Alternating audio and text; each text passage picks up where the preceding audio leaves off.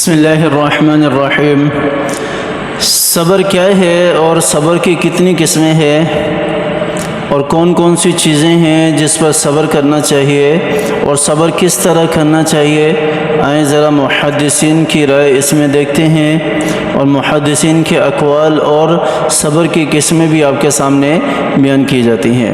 صبر کے بارے میں بزرگوں کے چند اقوال ہمیں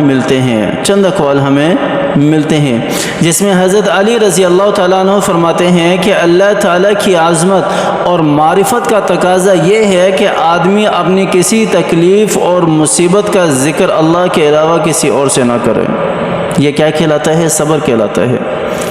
حضرت علی رضی اللہ تعالیٰ عنہ جیسی ہستی یہ فرما رہی ہے کہ اللہ تعالیٰ کی عظمت اور معرفت کا تقاضا یہی ہے کہ بندے کو اگر کوئی تکلیف ہونا تو اللہ کے سوا کسی اور کے سامنے ذکر نہ کرے، اور ہونا بھی ایسا ہی چاہیے۔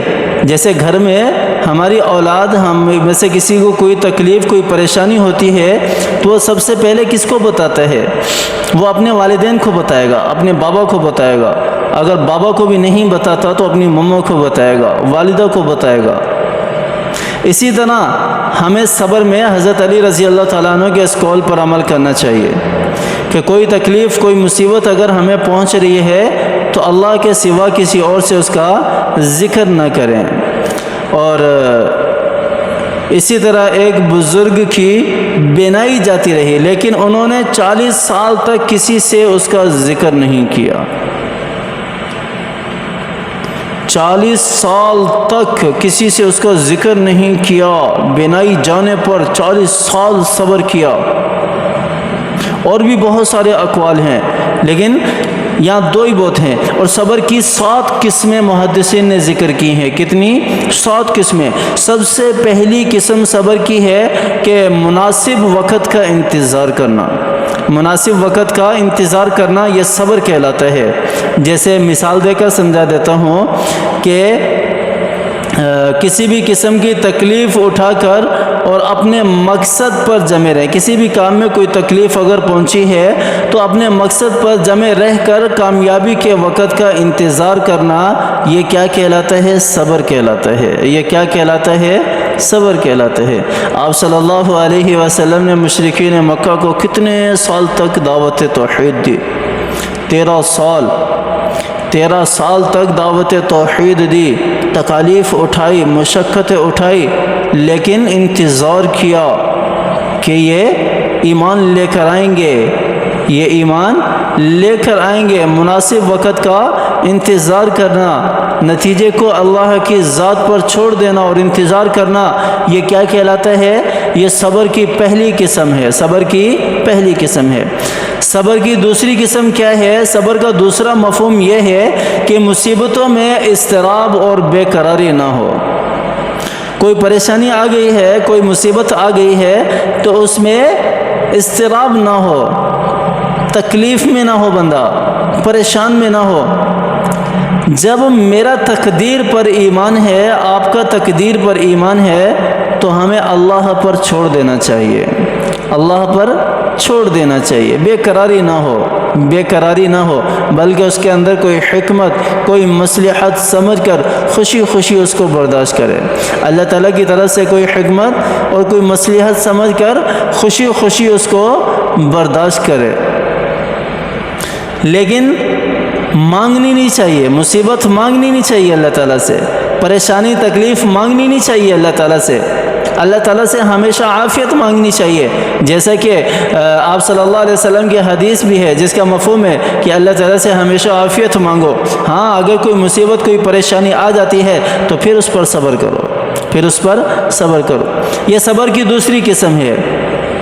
اور صبر کا تیسری قسم اور تیسرا مفہوم یہ ہے کہ منزل مقصود کی راہ میں جو مشکلیں اور خطرے پیش آئیں، دشمن جو تکلیفیں پہنچائیں اور مخالفین جو طعن و طنز کریں، ان میں سے کسی چیز کو بھی خاتے میں نہ لے کر آئے۔ کیا مطلب ہے اس کا؟ کہ دشمن کی طرف سے جتنی بھی باتیں کوئی بناتا ہے بنانے دو، ان باتوں کی طرف اپنا دھیان نہ جائے۔ کسی بھی منزل تک پہنچنے کے لیے جتنی بھی پریشانیاں اور تکلیفیں آ رہی ہیں اس پر صبر کرنا۔ ایسا نہ ہو کہ کسی نے کہہ دیا کہ تو یہ کر رہا ہے، یہ مصیبت آ جائے گی، وہیں اس کو چھوڑ کر بیٹھ جائے، وہیں اس کو چھوڑ کر بیٹھ جائے۔ ایسا نہ ہو، ایسا نہ ہو، بلکہ صبر اختیار کرے۔ کیا کرے؟ صبر اختیار کرے، لوگوں کی باتوں کو خاطر میں نہ لے کر آئے۔ یہ تیسری قسم ہے صبر کی۔ صبر کی چوتھی قسم ہے درگزر کرنا۔ کیا کرنا؟ درگزر کرنا۔ کوئی بری نظر سے دیکھ رہا ہے یا کوئی بدخواہی کر رہا ہے آپ کے کسی کام میں، یا کوئی غلط کہہ رہا ہے آپ کے کسی عمل میں، تو کیا کرنا ہے؟ ہم نے درگزر کرنا ہے، چھوڑ دینا ہے اس کو اس کے حال پہ۔ ٹھیک ہے بھئی، میں اپنا کام کر رہا ہوں، آپ اپنا کام کریں۔ درگزر کرنا یہ چوتھی قسم ہے صبر کی۔ کون سی قسم ہے؟ چوتھی قسم ہے، اور یہ ہمارے اندر نہیں پائی جاتی ہے۔ اور پانچویں قسم ہے ثابت قدمی اختیار کرنا۔ کیا ہے؟ ثابت قدمی اختیار کرنا۔ کوئی کام میں کر رہا ہوں، اس پر ثابت قدم رہنا۔ آپ صلی اللہ علیہ وسلم دعوت توحید پر ثابت قدم رہے، کتنے مصائب جھیلے، کتنی پریشانیاں جھیلی۔ مشرکین مکہ نے طرح طرح کی مصیبتیں، اور جو ایمان لانے والے تھے ان کے اوپر بھی طرح طرح کی مصیبتوں کے پہاڑ گرا دیے، لیکن کیا کیا صحابہ کرام نے؟ ثابت قدم رہے، ثابت قدم رہے۔ ہم بھی کوئی کام کرتے ہیں تو اس میں ثابت قدم رہنا چاہیے، ثابت قدم رہنا چاہیے۔ یہ پانچویں قسم ہے۔ اور اس کے بعد چھٹی قسم ہے ضبط نفس، اپنے نفس کو سنبھالنا۔ ایسا نہ ہو کہ کوئی کام کر لیں ہمارے پاس مال و دولت آ جائے، او بھئی اب تو عیش ہو گئے، اللہ تعالیٰ کی نافرمانیاں شروع کر دیں، اللہ تعالیٰ کی نافرمانیاں شروع کر دیں۔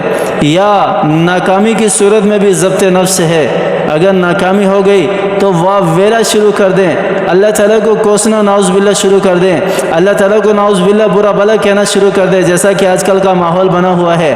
ایسا نہیں ہونا چاہیے، ایسا نہیں ہونا چاہیے۔ دونوں صورتوں میں ضبط نفس لازمی ہے۔ انسان اپنے نفس کو اپنے کنٹرول میں رکھے، مضبوط رکھے۔ اور ساتویں قسم ہے ہر طرح کی تکلیف اٹھا کر فرض کو ہمیشہ ادا کرنا۔ کوئی بھی کام کر رہا ہے بندہ، کوئی بھی کام کر رہا ہے، جیسا بھی کام کر رہا ہے، لیکن فرض کو نہیں چھوڑنا، فرض کو نہیں چھوڑنا۔ نماز پڑھنا فرض ہے، کام سے کہنا ہے کہ نماز کا وقت ہو گیا ہے، نماز سے نہیں کہنا کہ میں کام کر کے آ رہا ہوں، میں کام کر کے آ رہا ہوں۔ رمضان کے روزے ہیں، حج ہے، زکوٰۃ ہے، اسی طرح حقوق العباد ہے، حقوق العباد کا خیال رکھنا بھی فرض ہے۔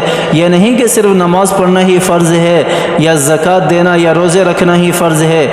حقوق العباد جس طرح چاہیں ہم پامال کرتے رہیں، نہیں، حقوق اللہ تو اللہ تعالیٰ جسے چاہیں گے معاف کر دیں گے، لیکن حقوق العباد کسی کے بھی معاف نہیں ہوں گے جب تک بندے سے معافی نہ مانگ لی جائے۔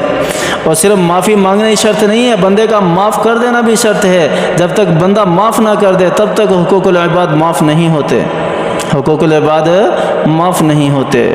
تو فرض کی ادائیگی کرنی ہے۔ اللہ تعالیٰ ہمیں ان اقسام کو اپنانے کی توفیق عطا فرمائے، اس کے مطابق زندگی بسر کرنے کی توفیق عطا فرمائے۔ اللہ تعالیٰ ہماری عافیت والی زندگی دے اور عافیت کے ساتھ زندگی بسر کرنے کی توفیق عطا فرمائے۔